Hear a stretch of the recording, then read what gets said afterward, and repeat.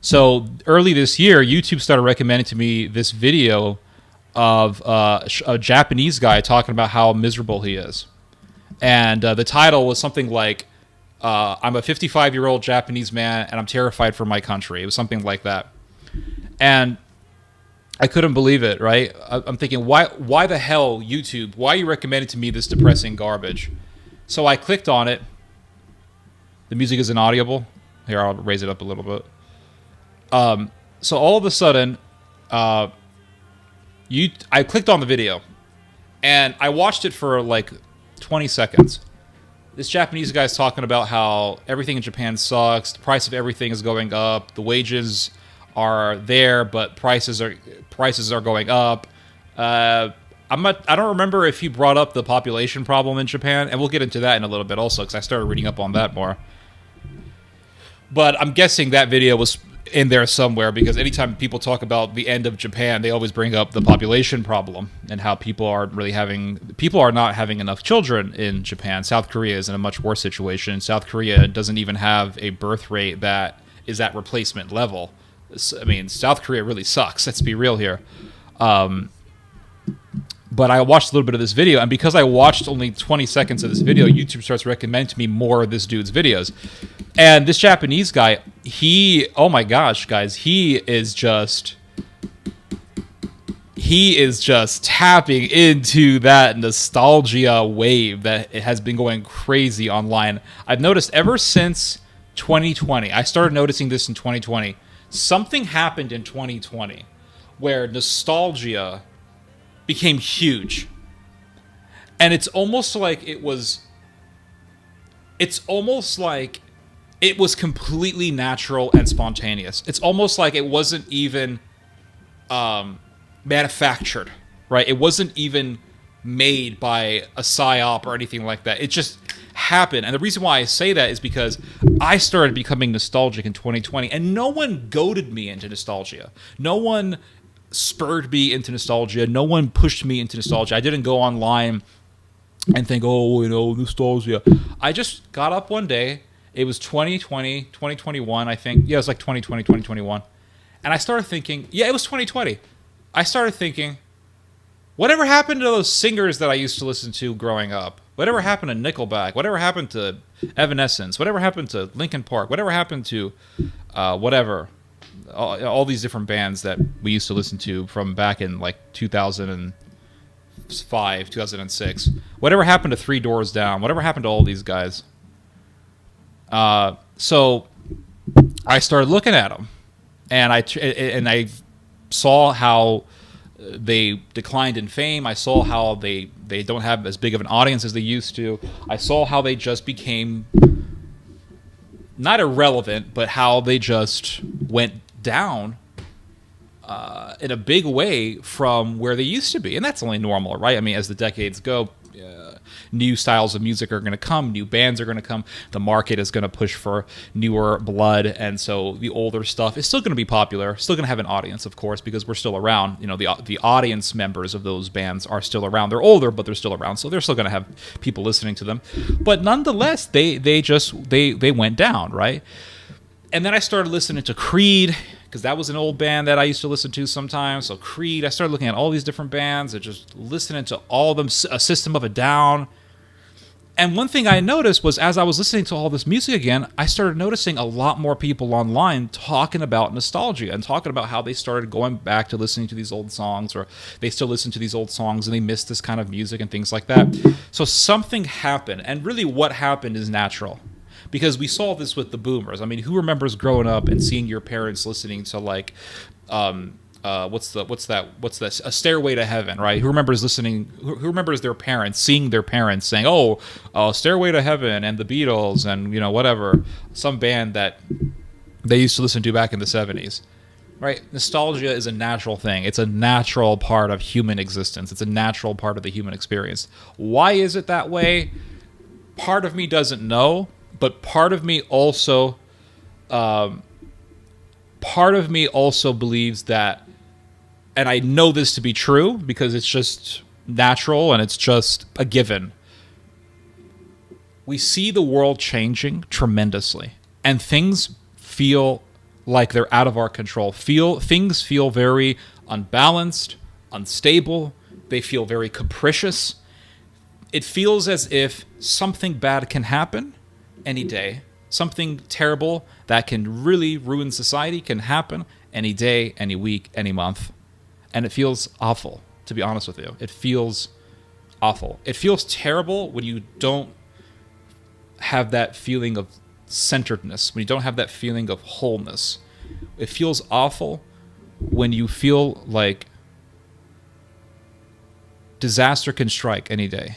That's a terrible feeling. It feels good when order is experienced. It feels good to know, or to at least think that you know, that things are orderly, things are going to go as expected, and predictability feels good. Predictability feels good. Once you start to rue about the capriciousness of life, or once you begin to have this feeling of floundering within your mental capacity, within your mind,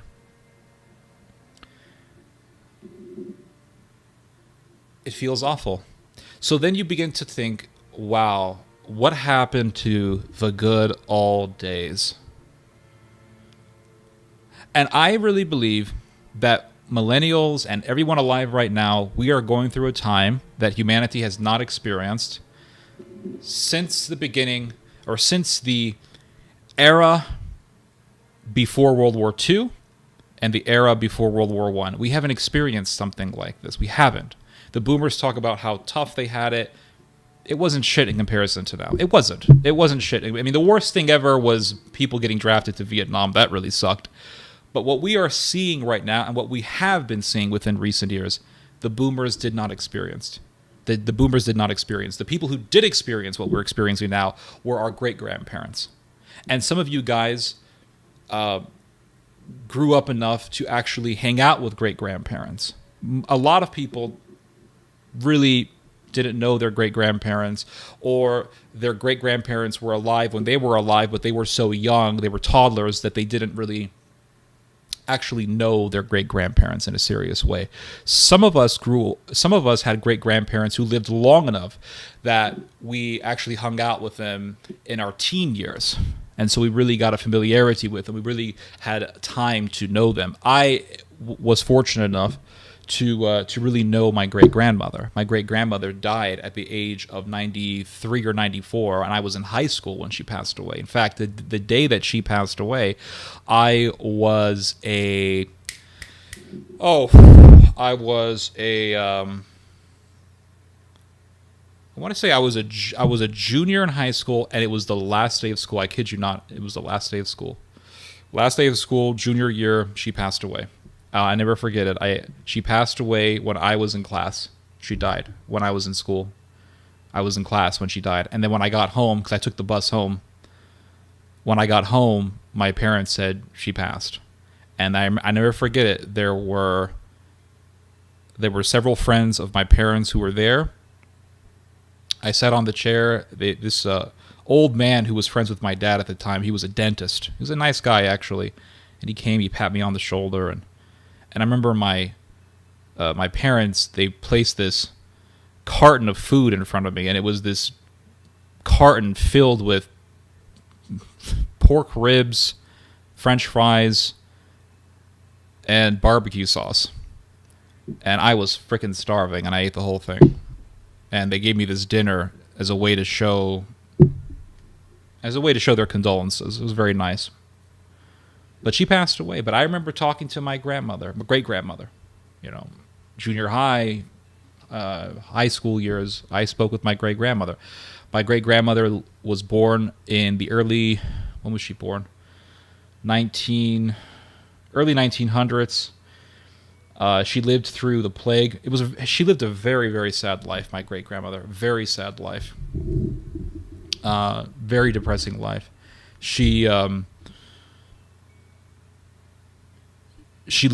Oh man, how do I say this? I'm trying to remember things here. Her mother died in the plague. Her mother was an immigrant from Wales. Her father was an immigrant from Sweden.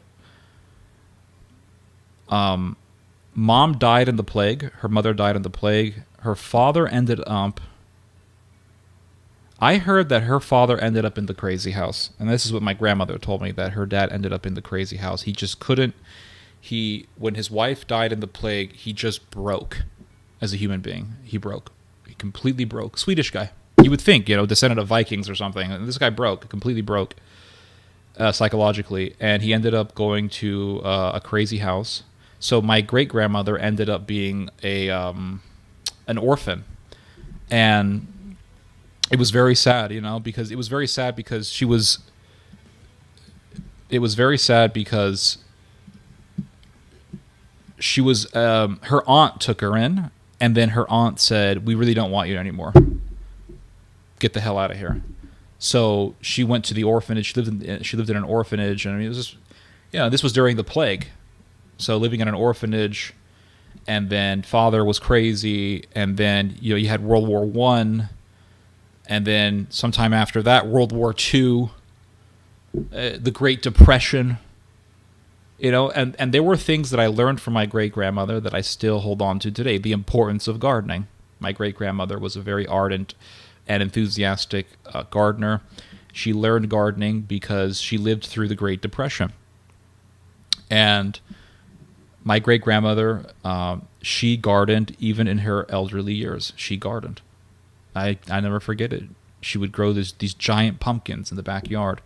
And kitchen scraps, flint from the laundry machines. She would gather everything together, and she would just stick it right in the soil. And that was one thing that I learned from her. And I still do it to this day. And she told me, she said, the apple cores, and you get the flint from the laundry, you gather everything up, coffee grounds, everything up, and you just put it right in the earth. Nowadays people say you got to put everything in, compost bins and let it break down and decompose. And they overcomplicate things. And my great-grandmother just said, no, just stick it right in the earth. And I do it to this day. You know what? It works. You don't need compost bins. You just take the kitchen scraps, coffee grounds, apple cores, whatever, and you just make a trench in the garden, and you just put it all in, and you bury it, and come back 2 weeks later, it's compost. And then my great grandmother, she suffered a lot. She suffered a lot, and in her last years, it was like 5 years or so. I mean, she drank. She drank all the time. She loved to drink, and I can't blame her. Who could blame her? She just drank wine all the time. The generation that fought in World War I was called the Lost Generation for a reason. It was a lot of depression, a lot of alcohol. Her husband, she stayed with the same man, never divorced. He died before she did. He was a sailor. And he was the son of a Scottish immigrant. And yeah, son of a Scottish immigrant. They met in a tennis court. That's how they met. And he became such a doomer. Now you know where I get it, right? It's all inherited. It's all genetics, right? He became such a doomer, my great-grandfather. He had a lot of money. From what I understand, I heard that he had a lot of money. His father was the mayor of Eureka, California, and you can actually look into this. His name was Frederick Jortson Sr. You can look him up. He was the mayor of Eureka. He campaigned for the mayorship of Eureka, and his opponent was a communist from the Communist Party. You have to remember, Eureka, California is up north in California, right on the border right where you're about to cross into Oregon. That's how north Eureka, California is. So you go to Oregon today, you go to Northern California today, it's the Pacific Northwest, right? It's full of hardcore leftists. Well, in those days, you had communists. And he campaigned against the communists, and he won. He was a journalist. And he was also a very industrial man. He helped found the first railway in Eureka, California. And he was also friends with Winston Churchill. This is all historically verified. This is all verified. I know that he was mayor. The communist thing I heard from my father. I haven't looked into that yet, but I do know that he was the mayor of Eureka. But anyway, his son, my great-grandfather, he was such a doomer. he had a lot of money, and he became such a doomer that he sold everything that he had. Everything. He had a whole bunch of stuff. He had a nice house. He lived in, I want to say, he lived somewhere in Alameda or Eureka, I don't remember, but he sold everything that he had. He bought a big old sailboat, and he decided that he was going to travel the world with his wife. And he married my great-grandmother. And they traveled all over the world. They went to the Caribbean. They went across the Atlantic Ocean. They went through the Mediterranean. They went to North Africa. They went to, they went all over the Middle East, the Holy Land. My grandmother, his daughter, married a Middle Eastern immigrant. And that's where you get the Middle Eastern look. She married a Middle Eastern immigrant. And one day, my Middle Eastern grandfather and my Scottish-American great-grandfather were talking. And my Middle Eastern grandfather said, I am from Palestine. I'm from Palestine or something. And my great-grandfather said, you're from the Holy Land? You're from Israel? Yes, I am. I'm from Palestine, West Bank. I'm from West Bank. And my great-grandfather said, I went there. It's a shithole. You can keep it. That's one story I heard about him. But he was such a doomer that he sold everything and he just sailed all over. He just wanted to sail. He wanted to escape life. That's what I heard. He wanted to escape life, escape everything. So he bought a boat and he just sailed out. And he came back and had to start from scratch because he sold everything. It was a terrible decision on his part, really. But anyway, my great grandparents, they lived through tough times, very tough times. And then you had the doomer, not the doomer. You had the boomer generation, which is the generation of my grandmother, my dad. This is the boomer generation. And the reason why they call it the boomer generation is because all these World War II soldiers, they didn't see any women in the war. They were all horny. They were so horny that when they got back home, they just started banging. They just started banging all the ladies. And there was this huge explosion in the birth rate in the United States. So they call the generation the boomer generation. There was a baby boom.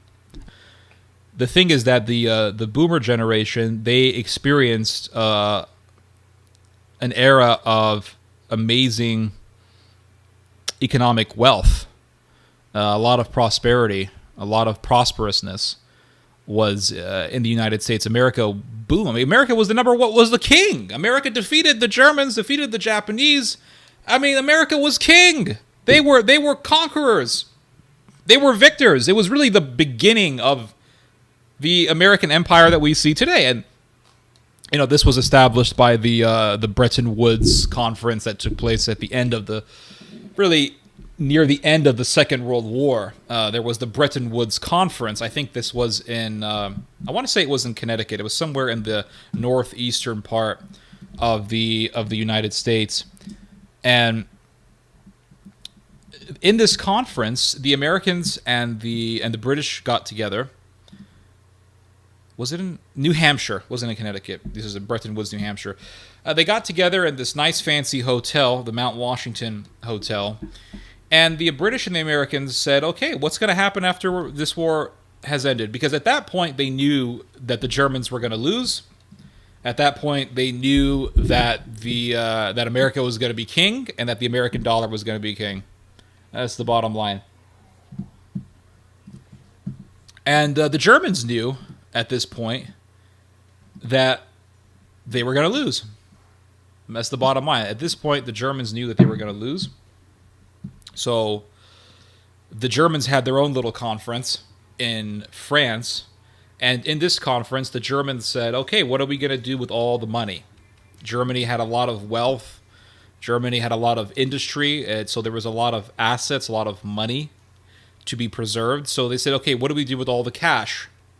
So what the Germans did is they put all their money in Swiss banks. That's what the Germans did. All the big German industrialists, they took all of their wealth their capital, and they put it all in Swiss banks because Switzerland was neutral in those days. So nobody messed with Switzerland.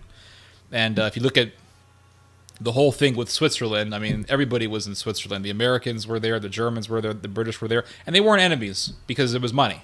You know, the saying goes, money talks, bullshit walks, sort of thing. And they were all friends when it came to money. So the Germans put all their money in Switzerland. The Americans said the American dollar is going to be king when this is all over.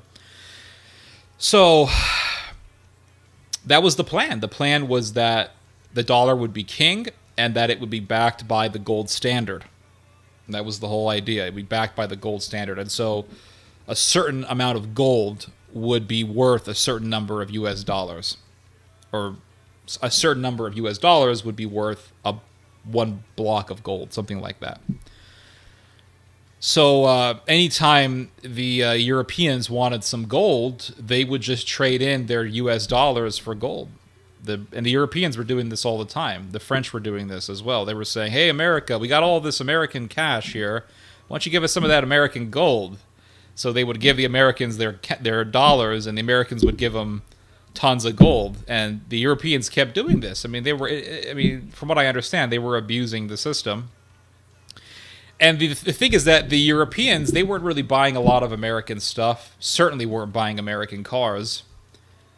And so the Americans decided one day, I think this was under Nixon. The Americans decided that they weren't going to do the gold standard anymore. They were done with the gold standard, so they got rid of the gold standard. So everything is based on hot air. It's based on the market, whatever. There's no gold standard anymore. Everything is based on what somebody in Wall Street says. I really don't know how it works. It's too complicated for me, and frankly, I think that they complicated the whole thing on purpose so that only a small number of economists can explain it, and we have to look up to them as if they're geniuses. Hello, Nikola Vojnovic, zdravo. So there was that, and the Americans and the Europeans have always had some sort of underlying tensions there. This idea that the Americans and the Europeans and the Japanese, were all friends, I think this is all just oversimplification, and it's just not the reality. The reality is that there's a lot of untrustworthiness. There's a lot of distrust between the Americans and the Europeans and the Japanese and all that. So boomer generation, they worked two jobs. Like my dad, when he came to the United States, he had two jobs. He worked at two different fast food places and all this stuff. And a lot of people lived that way, and they worked very hard. They worked very hard. The thing about the boomer generation is that they were, from what I understand, they had very good work ethic, much better work ethic than millennials do, and certainly much better work ethic than what Zoomers have. But the boomers, from what I understand, my father has very good work ethic. My dad has very good work ethic, and he shocks me sometimes. He has the ability, like my dad will be working on a book, and when I'm working on a book, I'll be writing, and then all of a sudden I think, what was that song I heard back in 2005? And I'll try to look for it, and I distract myself. Or I'll be writing a book, and after a few hours, I'll say, I think I'm going to cook some dinner, and I'll make some dinner. Or I'll be writing for a few hours, and then I'll say, I think I'm gonna go and play a video game or something, just to get a little break. My dad will sit there all day and work on a book. I mean, that's what he does. He'll just sit behind a screen, and he'll just work for hours. It's amazing, but I think the boomers, they had very good work ethic, from what I understand. Short attention span from watching all the shorts, yeah, absolutely, yeah. We are too connected with the internet. We're still in the matrix. We're stuck in the matrix, and it's very bad, But it is something that I've been trying to seriously break away from. I certainly don't look at as many shorts as I used to. I don't really do it often. Gen X is best generation, in my opinion. Yeah, Gen X is very much like... but the thing about Gen X is that no one ever talks about Gen X. No one cares about... no one ever really talks about Gen X. It's sort of a forgotten generation. I think we sort of mash the boomers and the Gen Xers together. But anyway... So now you have what's happening now. And what did we have so far? Let's see. We had 9/11. The Iraq War, Afghan War. We have seen the Middle East break apart tremendously. We have seen horrendous violence in the Middle East with ISIS. That was in 2014. We saw the migrant crisis in Europe, which led to immense political fault lines being touched, and those fault lines leading to political earthquakes within Europe. We saw the rise of, really, the revival of far-right politics in Europe, something that we had never saw really in the post-World War II era. Far-right parties were always seen as fringe, and they were always seen as just a bunch of lunatics. Parties like the BNP, or parties like the whatever German National Party, whatever it's called. But now we see a revival in right-wing politics, the likes of which we haven't really seen since the 1920s. And, well, we've seen Russia invade a country twice. We've seen this. They did it with Georgia, but that wasn't really so much of a big deal because it only lasted for about 2 weeks. But now we're seeing Russia in a serious war where hundreds of thousands of people have been killed. I mean, this is a serious war.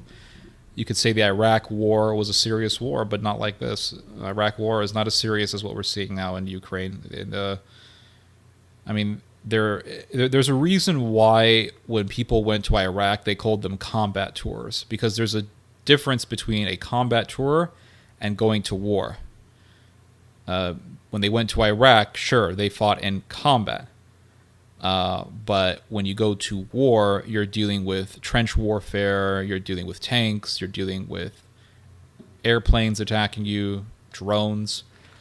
We saw a major war in the South Caucasus region. The Turks used their proxies, the Azerbaijanis, to defeat the Armenians, and thousands of people were killed with that. And we are seeing the revival of the Turkish Empire. I mean, this is, guys, we are living in a freak show. This is a giant freak show, what we're living through. It's insane what we're seeing right now. It's insane. We're seeing the revival of the Ottoman Empire. We're seeing the rise of the Neo-Ottoman Empire. The Neo-Ottoman Empire. We are seeing the Europeans becoming more and more independent. And we're hearing Germany talking about having a major war with Russia. Like we're back in World War II. Like we're back in Operation Barbarossa. I mean, we're living in a freak show. We're living in very capricious times when everything is going down. The whole world that we knew back in the 90s is no more. It's gone. It's history, guys. It's complete history. This is why you'll watch those videos on Instagram, or Instaho as I like to call it, and they'll show you a video. They'll show you videos from the 90s. They'll show you malls from the Christmas season in the 1990s, when these malls in the United States had these huge Christmas trees. I mean, ginormous Christmas trees that were so big they would touch the ceiling.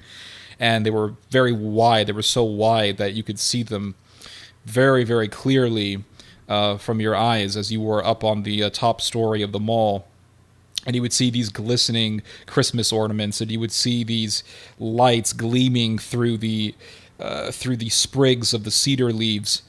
And you would hear the Christmas songs, and they were Christian songs, Christmas carols, and people would sing about the birth of Christ in public. And I remember those days, and now they're just a fleeting lost memory stored up in the file cabinets of my mind.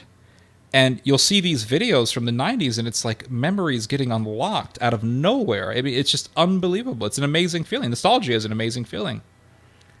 It almost relaxes you. It's very strange, and you could say it's unexplainable. You could say it's inexplicable, but I think the reason why it relaxes us is because it just mentally brings us to a time that felt more orderly, that felt more whole. And now you go to a mall and there's no Christmas trees. I mean, you might have some small Christmas trees here and there, but I remember going to a mall years ago, and there was a man playing a piano. He played it very well. He was an old man, and he said, they tell me that I can't even play Christmas carols anymore. I can't play Christmas carols. I said, why can't you play Christmas carols? He goes, well, I went because when I played them one time, a woman came over and said that she was offended by it. She was offended by Christmas carols. I said, so what are you going to do now? He says, I don't give a damn. I'm going to play him anyway. I said, God bless you, man. And he was playing him, you know, Oh Holy Night, all that stuff. But, yeah, you know, the world that we knew is gone. People aren't going to movie theaters anymore. I mean, not as much, right? It's nothing like what it used to be back in the day. Back in the day, it was just... people went to theaters all the time. We'd go to the theater every week. You go to the theater, it was packed. Nowadays, there's nobody going to theaters anymore. The world that we knew is gone. We're entering a new world. We are entering a new world that is more like the old world. It's more like the world that your great-grandparents lived through. Economic instability, food shortages. I mean, we lived through a pandemic. We lived through a pandemic, guys. Wasn't that crazy? All of a sudden, you woke up and you were told that everything was closed except for major grocery stores. And then when you went to the grocery store, you had people everywhere telling you one of each, one of each, one of each, like you were living in the Soviet Union or something. You know, food shortages, I don't know, the Bolsheviks took over and poverty's coming or something like that. One of each, one of each, one of each. And it was very surreal. Very surreal. And I remember going to Walmart. I took a picture of it. You can see it on my little Instagram channel, my little Instagram page. I remember going to the Walmart the day of the lockdown. The day of the freaking lockdown. And I remember seeing entire shelves emptied. Entire shelves emptied. Nothing. The only thing... Do you know what was the only thing that there was a lot of? This is going to be crazy. Dried beans. There was a lot of dried beans. No one was buying them.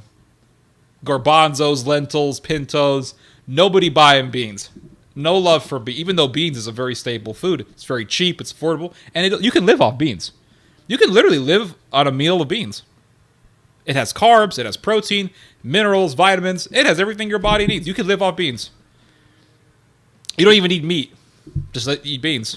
Garbanzos, lentils, kidneys, limas, Old Navy beans, whatever, Italian white beans, faba beans. I remember going to Walmart and the bean section, the bags were all there.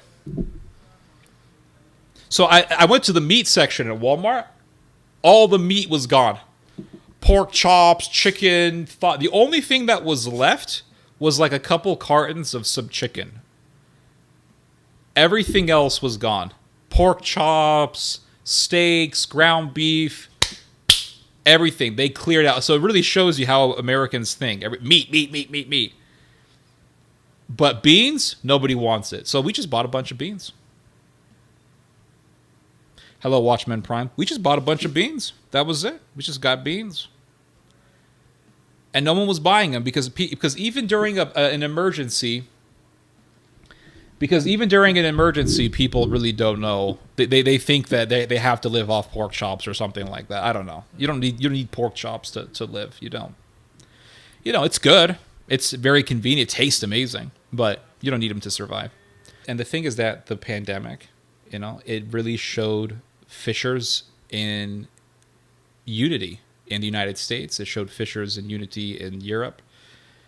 Americans were all about blaming somebody, blaming Trump as if he had something to do with it. And listen, I believe that COVID, say what you want about it, I think that COVID came from a lab. It came from a lab, guys. The whole thing came from a lab. And I think it came from a lab, it got leaked out, or it wasn't random. And a lot of people made a lot of money. There was a lot of big tech people who became godlessly rich. Let's just put it that way. You know, Amazon, all that stuff. And the thing about COVID is that it accelerated the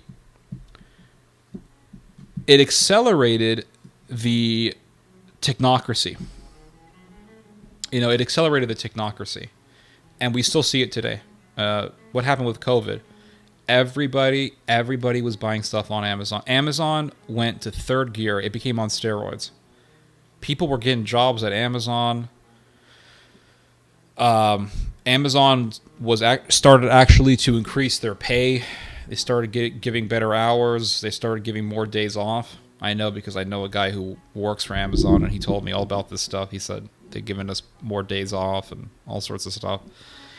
But they wanted you to, when you worked your ass off. I mean, you had to stand up for 12 hours a day, putting boxes in trucks and things like that. And everybody was buying everything on Amazon. Another thing also, and this was happening before COVID, right before COVID, not too long before COVID, big stores in the United States, big major grocery stores like Walmart started to do deliveries, or they started doing a system where you can just go to the parking lot and pick up your groceries. You can order your groceries on the internet, and then they could actually do the groceries for you, gather all the groceries for you, put them in the grocery bags, and then all you got to do is go to the parking lot and pick them up. And Walmart started to do that before COVID. I think H-E-B in Texas, big grocery store in Texas, they started to do that. And COVID broke out, and everybody started doing that. Everybody started doing pickup. Everybody started doing pickup for their groceries. People started doing roadside pickup for fast food. And then another thing that happened was you had these apps popping up like DoorDash or Uber Eats, and it made eating fast food way more convenient. And now you don't even have to go to the restaurant. Now you just order all your fast food, and the fast food comes right to your house. And it's terrible. I mean, it really is awful. I don't like it. I think it's garbage. I think eating too much fast food is obviously bad for you, even though I do like eating fast food, but I do not like eating fast food too much. The idea of eating fast food every day to me is it's awful. It's not good for you. But people do it all the time. All the time. And I think it has accelerated a lot of health issues in the Western world. People were eating fast food every day before these apps popped up. And now you could just get Burger King instantly. Everything's at your fingertips. I want Burger King. I want Big Macs. I want whatever. Freaking go to the app, press some buttons. And the thing is that it's very expensive to use these apps all the time, right? It's very expensive. But people do it anyway. And that, that leads me to the conclusion. I mean, and this is very obvious, the technocracy got huge because of COVID, right? COVID accelerated the massive growth of the technocracy. And now you have people like, what's his name? The former Greek finance minister, Yanis Varoufakis. He's talking about the feudal, what's it called? Feudal technocracy or feudal technoism or something like that. And I think it's very real. And a lot of people got very rich off this thing. Very rich. And we don't know when the next epidemic is going to strike. We don't know when things are going to blow up. And this is the capriciousness of the society that we live in. And now we're talking more and more about war in Ukraine. We're talking more about war between the United States and Russia. And now we have this whole thing with Japan and China. I started looking at a couple of videos yesterday about the rise of the Japanese military. I would try to play one of the videos for you, but the last time I tried to play something from the news, YouTube knocked my whole channel out and my screen went black. So I'm just going to tell you what I remember from the video. But basically, and I've talked about these things before. I mean, this is not really anything new, but the Japanese have been increasing their defense spending, increasing their military spending. And again, this is part of the new world that we're living in. And by new world, I mean merely a return back to the old world. Because back in the day, Japan was a major military power, back in the day of your great-grandparents, and in the childhoods of your grandparents, much of your grandparents. Japan was a major military power. It was a country that was so fierce that America had to literally drop 2 nukes on the country because it was hell just to fight those people on the battlefield. The Germans had guns and knives. The Japanese had samurai swords. And they had an entire religion of self-sacrifice. They had an entire religion that said, it didn't even say do not fear death. They had a religion that taught your life is nothing. Everything is the emperor. Everything is the emperor, and you are connected to the emperor, and the emperor is Buddha, and if you worship Buddha, don't forget that the emperor is Buddha, and the emperor is the sun, and don't even think about your life. Your life is nothing. Your life is just air. And those people were very fierce in the battlefield. When you're dealing with people who not only are psychopaths, but have a very deep faith in the idea that they're nothingness, you're dealing with very, very dangerous people. But that empire died. It was destroyed by the United States. Imperial Japan was destroyed by the United States with the help of China, but America, really defeated Japan. And Japan said, "We forsake war. We forever forsake war." And now you're seeing the world changing. It's that creed is no more. And you could say it's because China is becoming more and more aggressive. Okay, fine. Granted, but that does not change the reality that the world that we have become accustomed to is dramatically shifting. Dramatically shifting. And so I saw this video. It was published about 3 weeks ago. It was published by the, East China Times or something like that. It doesn't really matter. And they were talking about how Japan has been increasing their defense spending, how they plan on increasing it even more. And really how the United States... I saw this one video. It wasn't done by the East China. It wasn't Chinese. It wasn't done by a Chinese publication. It was done by, I think, an American. It was done by a Western publication of some sort. And it was talking about how Japan has been becoming more militarily focused, but it also talked about how the Americans are not really prepared for a Sino-Japanese conflict. America does have forces, naval forces, in that area, but America is not really seriously prepared for it. And how the Japanese really aren't so certain that the Americans are actually going to go boots on the ground for them in the case of a Sino-Japanese conflict. And you can look at, the defense treaty that we have with the Japanese, the treaty or the treaties between the United States and the Japanese about how, well, if Japan is attacked, the Americans have to do something about it. But if you actually look at what these treaties had to say, and if you read between the lines, one thing that you'll know is that really what the agreement, the defense agreement between the U.S. and Japan says is that if Japan is attacked, America will do something as it sees fit. It will do something in accordance to what Congress allows. It will do whatever it can within its own capability, or it'll just do whatever it sees fit. It does not say anywhere that America is obligated to send soldiers to Taiwan or to Japan to defend Japan. It doesn't say that anywhere. It just says America will do what it can in the time of Japan being attacked. So the Japanese know that they really can't be 100% trusting of the Americans. And they really can't have this idea that they can just trust the Americans 100%. And that's one of the reasons why Japan is focusing so much on building itself militarily. And that's what these videos were saying. And you're seeing it more and more. And you're seeing, Japan has a serious military. Don't underestimate those samurais. They have a serious military. Now, you can say, well, Japan has a dying population, and that's true. Japan has a very depleting population.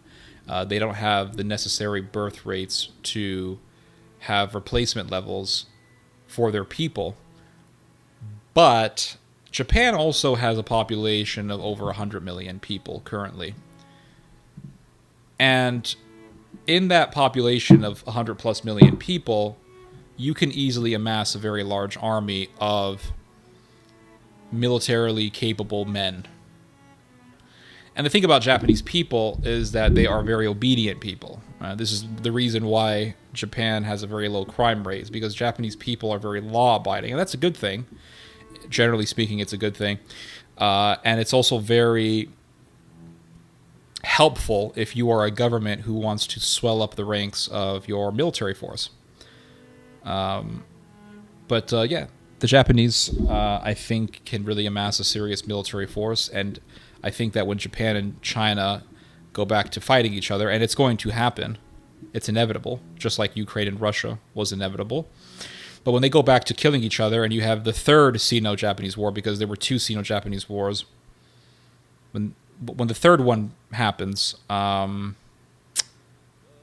Japanese, they're not going to be easy to fight. They're a much smaller country than China, and they have a much smaller population than what China has. But nowadays, it's not so much about quantity; it's more so about the quality of your weapons.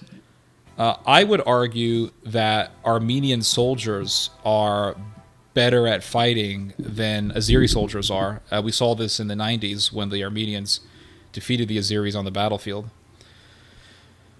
But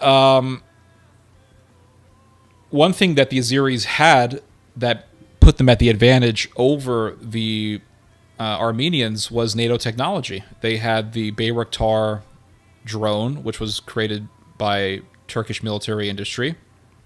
And that drone gave them the advantage. That drone, those Turkish drones could fly over units of Armenian soldiers and just slaughter them. And the Armenians wouldn't see it coming. The Armenians wouldn't see the drone. The Armenians would not detect that the drone was hovering over them. And those drones could just slaughter them like fish in a barrel. It's very sad, but that's the reality. And Armenia lost the war.